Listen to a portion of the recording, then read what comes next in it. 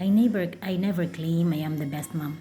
No, being far from my children for how many years now is enough reason for me to know na I am not.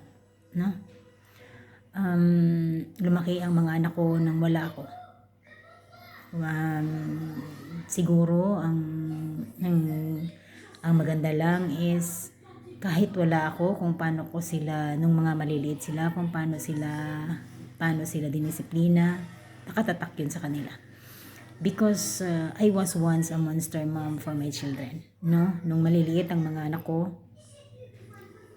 dumaan sila sa butas ng karayom. No? Na that's their training. I mean, and gusto ko mang pagsisihan yun, but I don't have to.